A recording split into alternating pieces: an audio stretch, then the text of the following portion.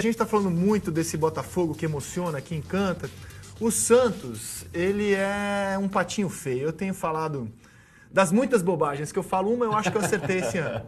Que o Santos é o time que, para mim, é o mais perigoso nesse momento, porque é o time que joga mal e ganha.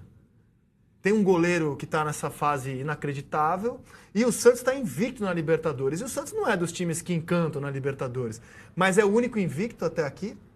E ontem, a gente vai mostrar com calma, de novo, ele foi dominado, ele sofreu e ganhou o jogo. Por isso que eu acho que é um time extremamente perigoso, esse time do Santos. Tem bons jogadores e mesmo quando joga mal, ele soma ponto. Você vê ontem, 20, 25 minutos do primeiro tempo, podia estar 2-0 para o Atlético Paranaense. Uma blitz que o Atlético fez ali no escanteio, foram umas 3 chances de uma vez só que o Vanderlei pegou. E ninguém esperava, né? Eu não esperava, porque quando a gente vê o Santos jogando na Vila, normalmente você vê o Santos dominante, né? Com posse de bola, atacando o adversário. Você vê o que um resultado não faz, né? O futebol tem essa coisa maluca. Como ele muda toda a lógica de um jogo por causa pelo que se joga, né? Eu acho que ontem foi um... Bom, primeiro que eu não esperava mesmo ver esse tipo de jogo na Vila Belmiro, né? Um jogo com o Atlético Paranaense dominante. Mas eu acho que foi um jogo tão diferente, né? Foi o melhor jogo do Atlético Paranaense no ano, mas sem dúvida nenhuma. Alguns jogadores, em especial, fizeram suas melhores partidas nos últimos anos. Pega o Fabrício, lateral esquerdo, Jonathan, quem mais que jogou? Guilherme. O Guilherme fez uma partida que eu acho que aquele futebol dele estava represado em algum momento, lá em Minas, talvez, né? Fato é que o Atlético fez uma tremenda partida. Não sei se o Santos jogou tão mal assim, ou se foi o Atlético que fez um jogo completamente fora da casinha. E no nosso Twitter, o Heitor Ribeiro fala o seguinte, que o único time que o Botafogo não ganhou nessa Libertadores foi o Barcelona de Guayaquil, que é o único que não tem título. Então, Santos, o Botafogo só quer saber de bater campeão. Eu vou colocar na conversa Carlos Cereto, que fala com a gente ao vivo de São Paulo, e o Christian Toledo, que fala conosco ao vivo de Curitiba. Bom dia, Cereto, bem-vindo ao Redação. Cereto, maior fã do Borja. Bom dia, André. Bom dia, André Guizek. Bom dia, Felipe Andreoli. Acabou a brincadeira, Felipe Andreoli. Aliás, grande abraço pro Luiz Andreoli, hein? O Felipe Andreoli é filho do Luiz Andreoli, não o contrário. Porque muita gente diz, é verdade. Felipe Andreoli é pai do Luiz Andreoli. Não, é o contrário. O Felipe Andreoli que é filho do Luiz Andreoli. Um beijo pro Luiz Andreoli, que apresentou o Globo Esporte por muito tempo e trabalhou na TV Globo durante muitos anos, enfim, uma das nossas referências. Sérgio Xavier, nosso Thales. O André, você disse que fala muita bobagem, é lamentável. Finalmente você chamou um jornalista que é sério, um jornalista que tem credibilidade, que tem pés no chão, que não fala bobagem. Ontem eu disse que um brasileiro ia se classificar no confronto entre Santos e Atlético Paranaense e eu acertei. Um brasileiro está na próxima fase da Taça Libertadores da América. E quero dizer para vocês também, todo mundo falando qual time que torce aí, o André torce para o Caraíva, o Felipe Andreoli torce para a Portuguesa. Eu só vou dizer uma coisa, eu não torço para o Palmeiras. Parem de dizer que eu torço para o Palmeiras. Quem torce para o Palmeiras é a Elisa, o Verdão. A Elisa torce para o Palmeiras. Eu não torço para o Palmeiras. Bom dia, redação. Quando você falou que eu ia te chamar de um jornalista sério, imparcial, contundente, eu achei que você se referia ao Christian Toledo. Bom dia, Christian. Bem-vindo ao Redação. Tudo bem por aí? Ô, Rizek, muito obrigado pela parte que me toca. Por enquanto só me falavam que eu era um jornalista alto aqui em Curitiba, viu? Tá, um grande jornalista, tá certo, Christian. Olha, o Serginho estava comentando esse jogo de ontem, essa vitória do Santos na Vila Belmiro, e eu quero que os dois comentem, o Cereto começa, depois o Christian, e mandem a bola aqui pro programa para a gente debater essa vitória do Santos. No dia em que o Tite convocou pela manhã 3 goleiros e o Vanderlei não estava na lista, o homem entra em campo e mostra que em algum momento o Tite vai ter que chamar o Vanderlei. Não tem jeito. Vocês não acham? Em algum momento ele vai ter que convocar o goleiro do Santos. É engraçado, né? Se talvez se esse jogo tivesse sido semana passada, ou se a convocação fosse daqui uma semana, talvez o Vanderlei... Isso. Ah, cara, porque semana passada ele também pegava assim, na retrasada também, ele tá pegando demais. Diz aí, Ceretinho. Será que não dá para fazer um anexo na convocação e convocar o Vanderlei? Aí é o seguinte, o Santos tomou um tremendo sufoco do Atlético Paranaense. Mas um tremendo sufoco do Atlético Paranaense. O Vanderlei fez defesas importantíssimas, como a gente vê nos melhores momentos, e o Santos no segundo tempo acertou um contra-ataque e ganhou o jogo. É esse o resumo do jogo, né? E eu quero que o Christian fale um pouco mais do Atlético Paranaense, mas do lado do Santos é isso. O Santos não conseguiu em nenhum momento sair da defesa, foi sufocado, foi amassado pelo Atlético Paranaense, e no contra-ataque, nesse contra-ataque aí, ó, Lucas Lima, Ricardo Oliveira e Bruno Henrique, e o Santos ganhou o jogo do Atlético Paranaense. Como não tem justiça no futebol é muito relativa, né? Então o Santos vence com méritos, porque foi mais competente do que o Atlético Paranaense. Christian. Olha, Cereto, ampliando o que o Serginho falou agora há pouco, eu não diria que foi o melhor jogo do Atlético no ano. Eu diria que foi o melhor jogo do Atlético em mais de um ano. Porque eu não me lembro do Atlético fazer um jogo desse desde a final do Campeonato Paranaense do ano passado, quando venceu o Curitiba no Estádio Joaquim Américo por 3-0. O Atlético ontem jogou muito.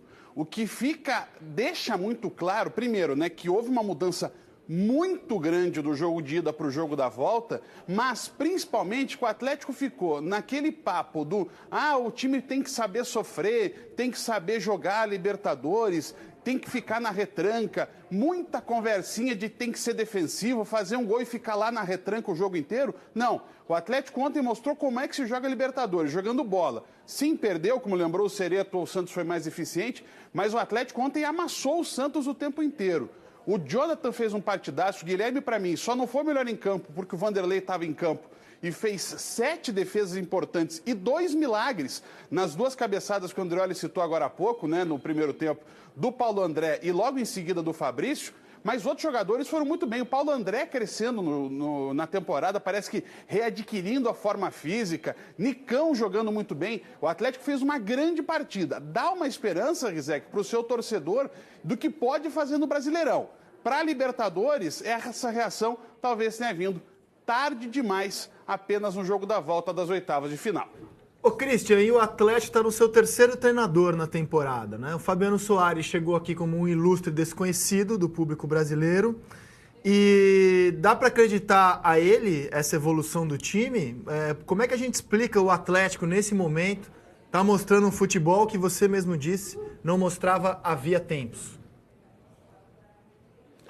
Rizek, a gente, infelizmente, no Atlético, a gente não tem condição de acompanhar o dia a dia por conta da política de comunicação do clube. Mas foram 2 mudanças muito impactantes que o Atlético fez. Primeiro, nos jogos do Brasileiro, o Atlético começou a ter uma postura tática fora de casa muito mais consciente. O resultado disso foram as vitórias contra o Vasco e contra o Palmeiras, contra o Vasco em Volta Redonda, contra o Palmeiras em São Paulo.